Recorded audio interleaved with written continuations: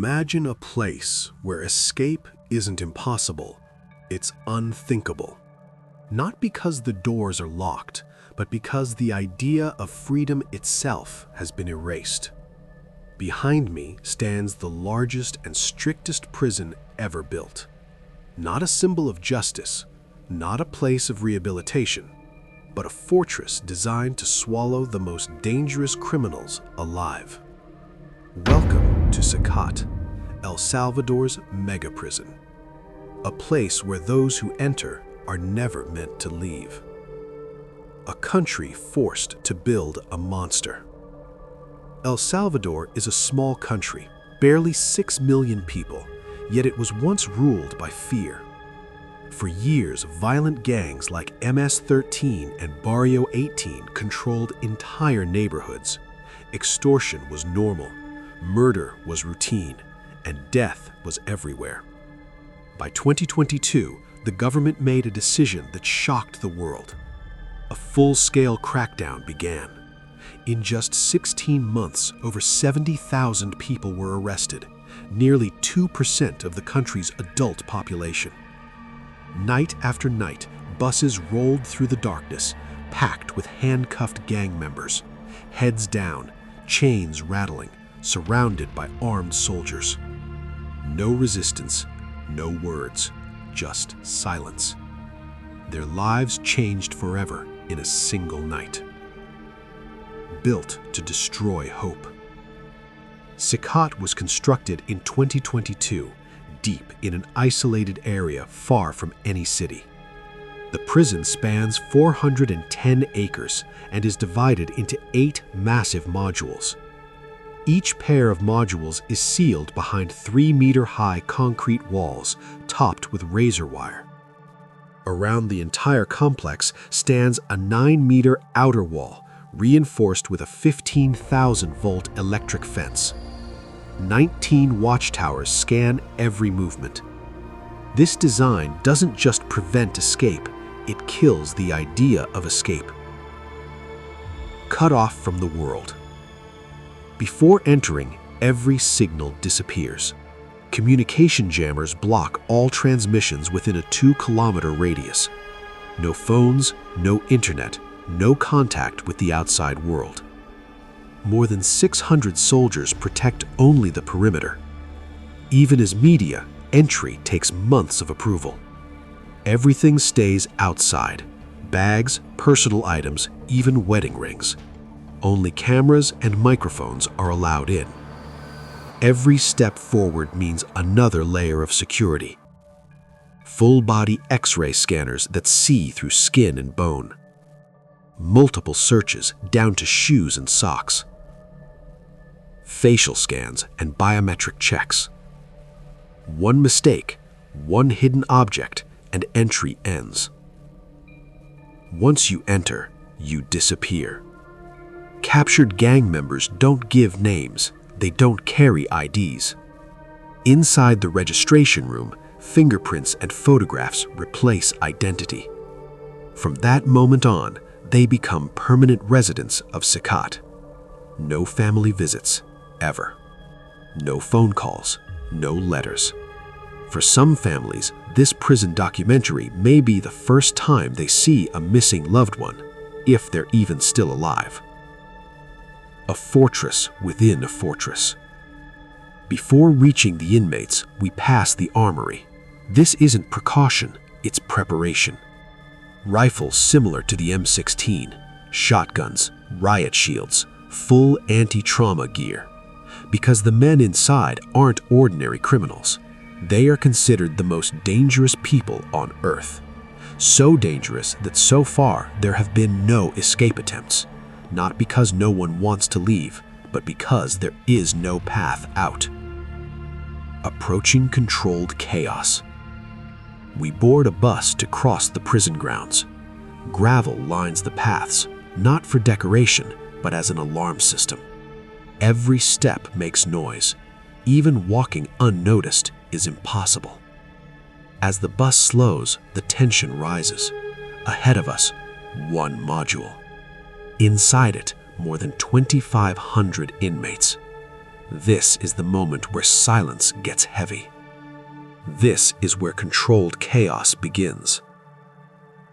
In the next part, we step inside the modules, face to face with men who once ruled the streets and now live stacked like cargo, with no sunlight, no future, and no way out. The doors slide open slowly, not with a dramatic sound, but with a heavy final silence. One step forward, and we are surrounded. More than 2,500 inmates stand packed together, their eyes locked on us. No shouting, no movement, just thousands of stares following every breath we take. This is not a prison yard. This is human storage. A life reduced to white fabric. Every inmate looks the same.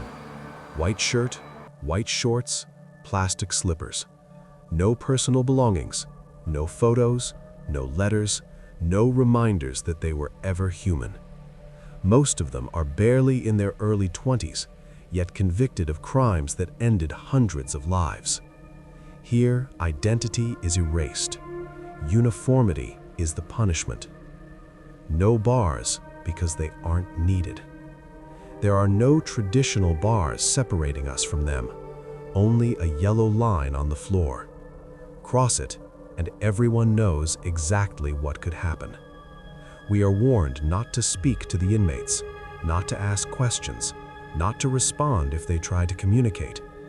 Disobedience here doesn't bring warnings, it brings punishment. Cells built for hopelessness. Each module contains 32 cells.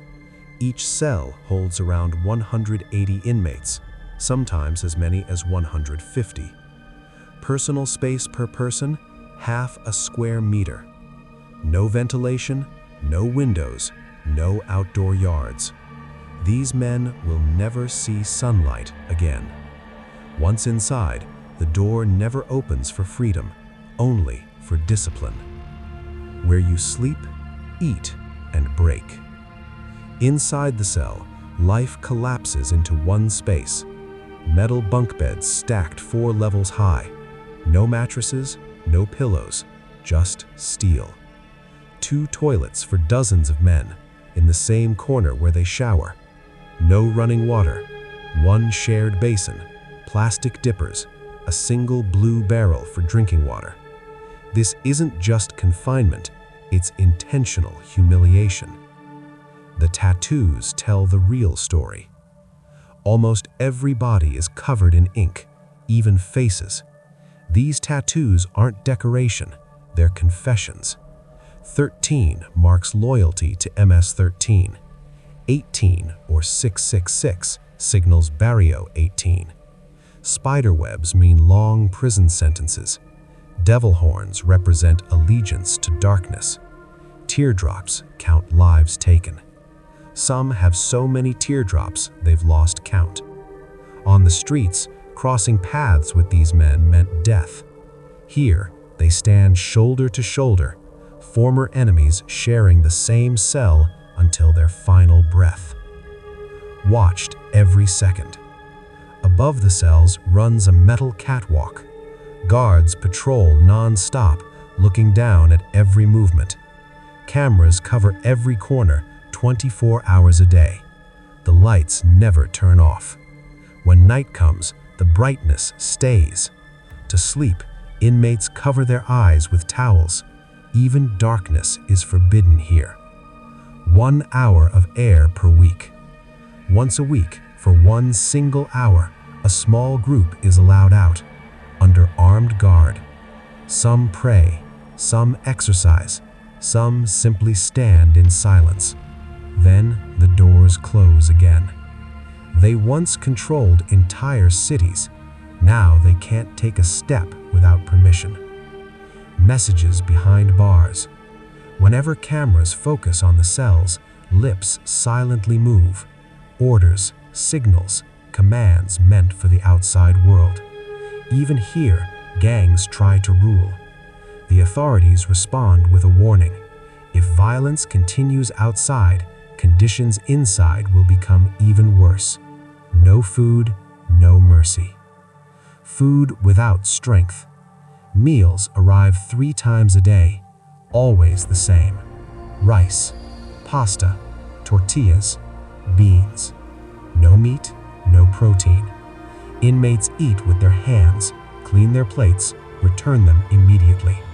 Malnutrition is not accidental, it's policy.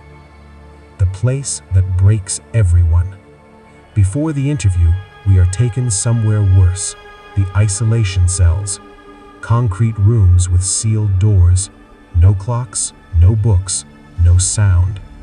Inmates sleep on solid concrete beds, drink from a bin, use a basin beside the toilet. The only light enters through a tiny opening, barely enough to remind them time exists. Days blur into weeks. Even the toughest criminals break here.